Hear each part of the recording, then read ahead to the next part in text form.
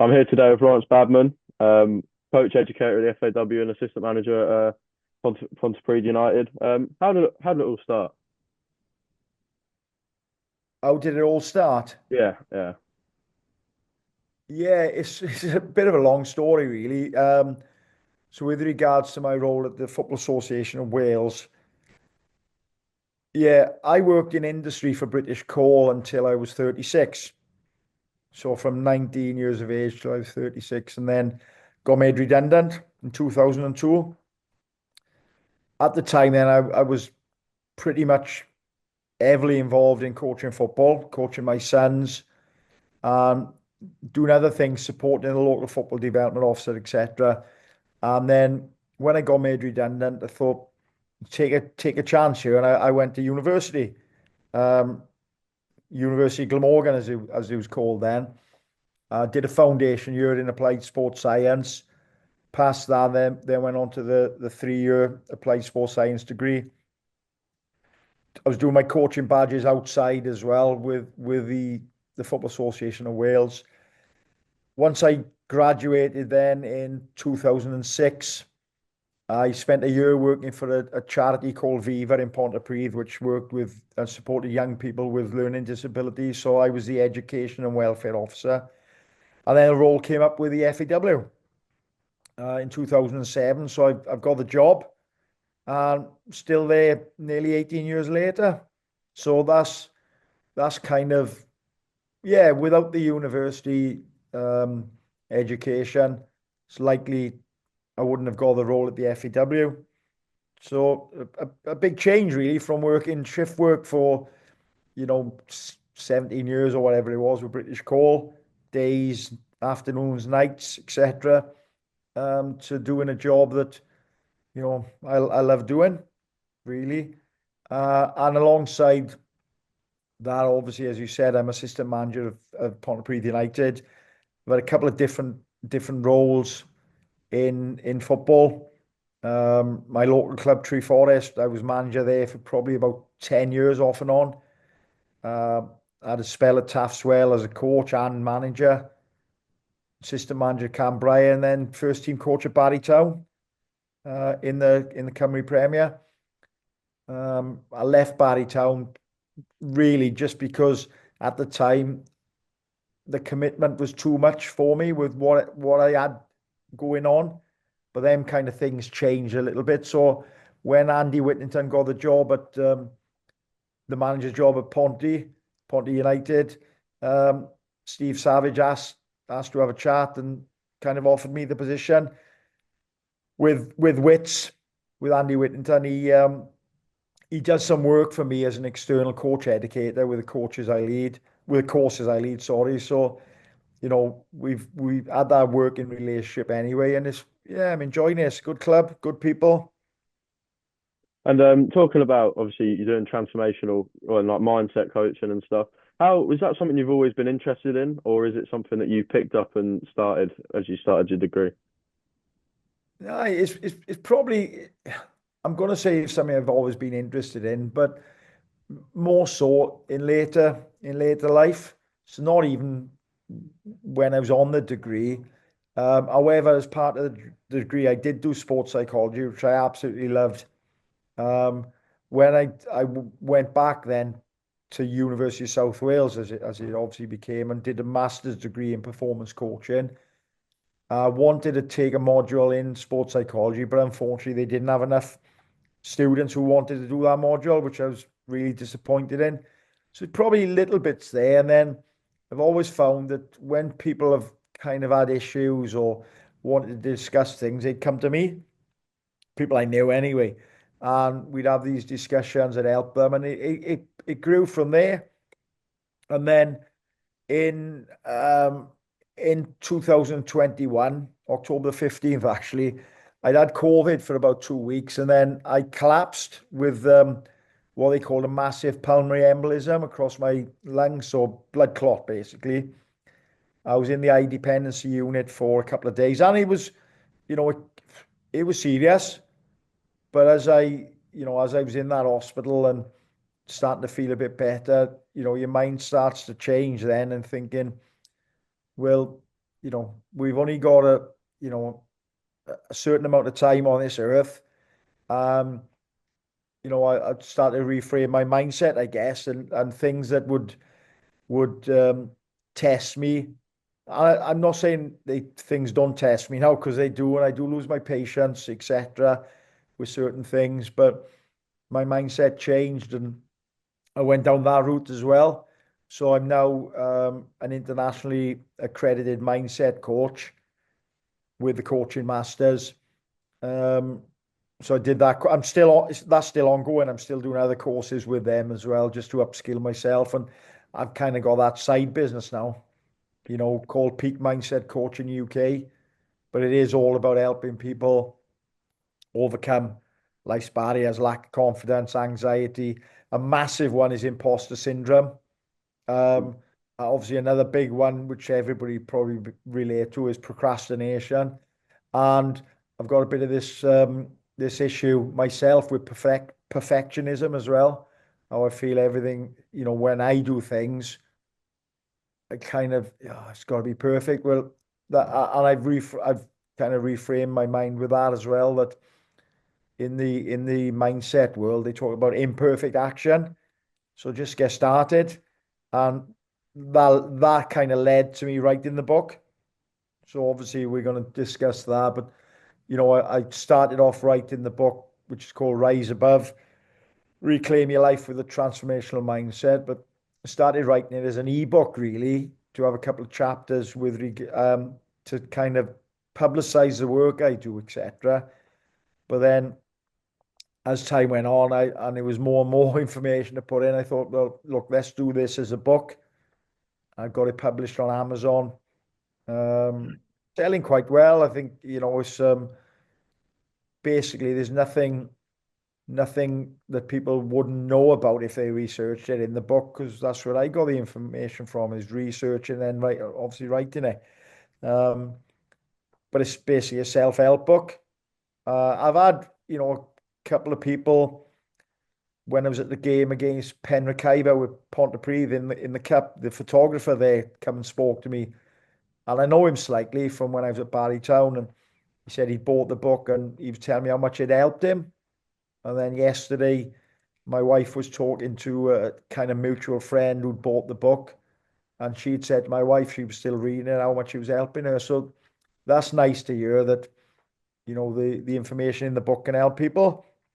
Um, and as you would have seen, Callum, the all the profits from the book go to a children's cancer charity called Mm. Latch, which is based in Cardiff, but it covers Wales. It's for children and families with cancer and leukemia, um, to help them through them, obviously them really tough times. And it's personal to us because my son, when he was 3, he was really ill with an illness called aplastic anemia. Needed a bone marrow transplant, but unfortunately there's no match. But they tried different treatment, and luckily he's still here. He's did his degree and his masters at USW, did his teacher training at Cardiff Met, and he's a secondary school PE teacher now. But at the time, with my younger son and my oldest son, 2 years, 3 years older, it was tough times, and Latch helped us massively. I've gone on a bit of a ramble there, sorry, but yeah, it all links. But I think the book itself I'm especially proud of because it took a bit of time to read, to write, sorry. Um, but it was well worth it because of the other benefits of helping people, which is what I like to do. I get a kick out of it, of helping people, and obviously raising money then for a charity that's close to our family's heart. My wife's actually doing a skydive for them in September as well, to raise funds for them because they don't get any government funding. It's all they need to raise 800,000 pound a year, and they don't get any government funding, which is a disgrace in my opinion. Yeah. But they have to raise it through various means. Like, So what was the main motivation behind starting the book? Obviously, you've mentioned the stuff it involves. What was the motivation behind it? yeah, as I said, when I was going through my like kind of life coaching with the coaching masters. They look at ways of how you can promote yourself, promote what you do. And one of them is one of them ways is like ebooks, free ebooks to for people to get to understand what it is you do and what you can do to support them. So they call it, reaching out to people to overcome the pain they have. And then pain is things like lack of confidence and, anxiety, self-doubt, etc. Things that majority of people in the world have at certain times in their life. And so, yeah, I was writing the ebook and thinking, well, I want to put in about growth mindset and fixed mindset to support people overcoming mistakes, etc., which can play on people's minds and lead to a lack of confidence. But yeah, the longer it went on, the more research I did. Thought I just need to add this chapter in. I need to add that chapter in, and I wanted the book to look like that each chapter was in sections. So I'll use lack of confidence as an example. So the first part of the chapter would be what is lack of confidence. Mm. Second part of the chapter would be like lack of confidence in action. So if you got lack of confidence, what it stops you doing, for example. And then another section in the book would be like a self quiz where there'd be questions and you'd score yourself relating to the answers you give, and that would try and show you. No, it's not an exact science, but I would try and show you where you are at with your confidence. So Mm. you might be confident, you might have lack of confidence. As I said, for me, lack of confidence can manifest itself in different ways depending on the scenario.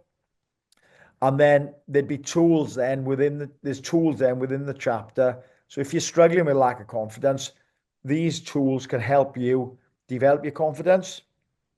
Okay. And then there'd be, so them tools, then be like a call to action at the end of the chapter, which would be saying, well, these are the tools, but try this now and kind of use this formula, if you like, or this technique to help you develop your confidence. And that's the same right throughout the book for the different chapters. That's the same right throughout. So when I kind of got that structure or that process in place, the book actually become a lot easier to write Mm. because I wasn't focusing on the full book or the full chapter. It was like, well, what is lack of confidence? Well, this is the research, this is the information, then so on and so forth. You mentioned it was a lengthy process. How long did it take from start to finish? It did take a couple of months, but as I said, and because I was um, doing the training with the coaching masters at the time, and as I said earlier, I'm still doing different types of training with them, but it was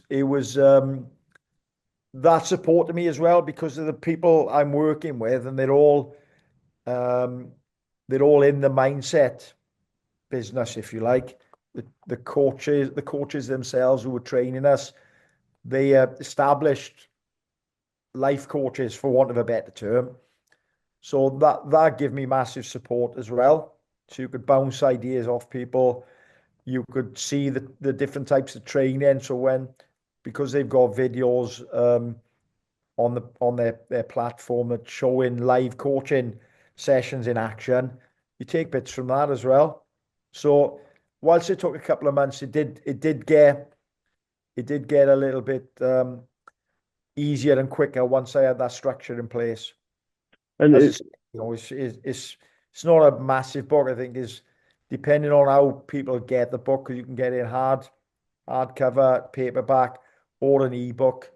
It's about 180 pages. yeah. And in terms of book writing, was it something you could always have seen yourself doing in the past, or is it something that you've developed, you've sort of like, as you've gone on in your career, you've felt like that's the next stage? It wasn't something that I'd had a passion for doing. Um, it's little things I'd thought about in the past, but only not gone into too much detail. But then I guess after I was ill, with the blood clots, everything started to fall into place. And again, what they said to me when I was in the eye dependency unit, actually, the second day I was there, the doctor came to see me and they said, look, we're going to be honest, a lot of people wouldn't have recovered from this or wouldn't recover from it. They just said because of, I was quite active. Um, and they said my age, funny enough, and because of my age, which I thought, well, I'm not young. Um, but that's basically saved me Yeah. because and the doctor said this to my wife on the phone in front of me as well, and I hadn't told my wife at the time, um, how serious it was. But that got me then thinking, well, what have I got to worry about? Like, little things. As I said, I'm not very patient in traffic. This morning, driving down to Newport and stuck in traffic and losing my patience, and but things have kind of altered in my life. Yeah, through the illness, and then obviously led to everything else. Then with you know that kind of pushed me, I guess. My dad years ago started to write the book, and he never finished it. Um, and that was on my mind as well. That if I'm going to do this now, I wanted to. I obviously am biased, but I think the book is good. There is mistakes in it. There is some mistakes in it. I'm not going to lie, but it's that imperfect action. I know I'm classed as an author now. I don't see myself as an author. See myself as a coach educator and a mentor, a good person, and wanting to help people through mindset transformation. And is it something you can see yourself writing another one potentially, or do you reckon that's Well, I thought about it. I have done two other books, but they were specific books for my grandchildren for Christmas. So, and it's 28, 30 pages or whatnot. So one is about my grandson, and because he's started to play football, and it's like Max and his magic football boots. And then the other one is for my granddaughter, Princess Amelia and her Magic Kingdom, because she's into things like that film Frozen and things like that. So, but they're short books around kind of the things they do. But I thought about, another book in the future, but I don't know what it would be on, to be honest. My life is not that interesting to write a book on my life. Um, and nobody would read it. I've done the book on the mindset, so I don't know. Who knows? Who knows? yeah? And what sort of opportunities have you had come up since you started this role and started doing the book and stuff? Is there opportunities that stand out to you since you've So when you're talking about since I started this mindset coaching, is it yeah or mindset coaching? Yeah. opportunity? Um, Not a lot, if I'm honest. It's because I'm working full time and it's a really busy job, and obviously with the football with Pontypridd, and I'm also a volunteer at Tree Forest Football Club. I'm also an ambassador for Latch, the charity we spoke about. Some doing some fundraising and whatnot, but probably haven't been able to spend as much time on my business as I'd like to. Um, I guess the opportunity. So I put a presentation together, like a webinar or workshop together for um, football clubs outside of my job, but talking about growth mindset, resilience, overcoming setbacks, all things players need. I've delivered four of them so far. So three in person in South Wales, Barry, Cambrian, and Treforest. I've also delivered one online to Jacksonville in Florida, their football club, because um, a friend of mine is there. Used to be at the university actually, David Goff. So he's there working at that club. And so I've done that. There's a possibility I'll be delivering one um, to the UK elite. I think is the coaches with the university who go out to America anyway with Bobby Bryers and Rachel Murray. Um, and then I'm also in discussions with Kerry Bowley, who used to be a lecturer at the university. He's now working with clubs in America, with a league in America about doing some stuff with them around this kind of webinar. And there's also another one I'm putting together called The Art of Internal Leadership. So what that's about is being a leader without being in a position as a leader, if that makes sense. So if you're working in a company and um, or an organization that you want to push for promotion, but you're being overlooked, it's about developing, supporting people develop their leadership skills and what they need to do just to be more recognized by people above them. So when a job, promotion does come up, then you're already recognized, if that makes sense. Mm, yeah. I And I look, everything I'm talking about here is things I've been in mm, positions myself. I went for promotion with the FAW a couple of years ago, didn't get the role, and it's basically a role I was kind of doing in some way, shape, or form. But at the time you're disappointed. But then when I reflected on it and the knowledge and if I've gone now, I didn't get the role. That was down to me because I didn't show that. Even though I know I've got leadership skills because I've done it for years, I didn't show it in work. And on the back of that, and the mindset transformation for myself, I'm a different person now. mm.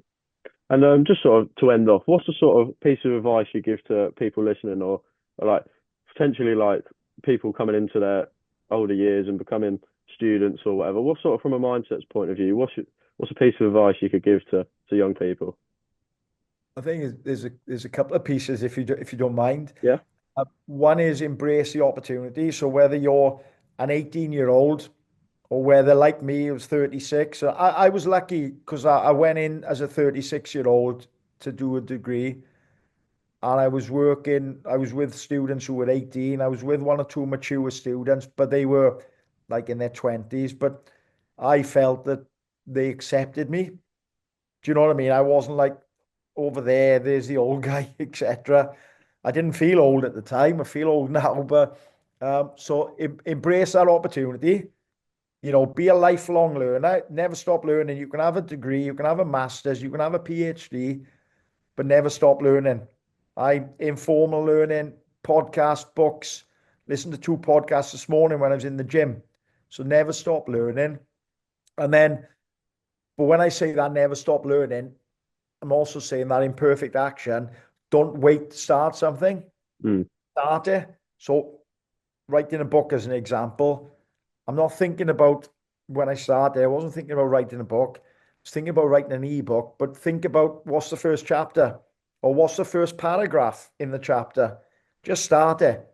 And then, because I've had kind of issues in the past and still, trying to get so much information in, you get that information overload and then you start doubting yourself. So just start, just go all in. And if you're going to do something, go all in on it. When things go wrong, use them as learning opportunities because mistakes will happen.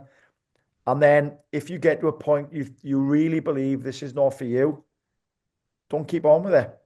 Change it. Do what's for you because you've got to live your life. But then I'll just leave you on this final one. Make sure you make time for yourself. So it's not all study, it's not all research, it's not all work. Some of my best ideas are when I had an hour on the treadmill this morning. It wasn't all running, by the way, and I was doing some weights. But sometimes I get my best ideas when I've switched off everything. Do you know what I mean? yeah, You yeah. switch off everything. You're not thinking about X, Y, and Z. You switch off everything, and that'd be yeah. They'd be my advice because that's when I get my best. Sometimes I get my best ideas. That's brilliant. A really inspirational story. And Thanks for stay off doom scrolling on social media. It takes up too talking. much time.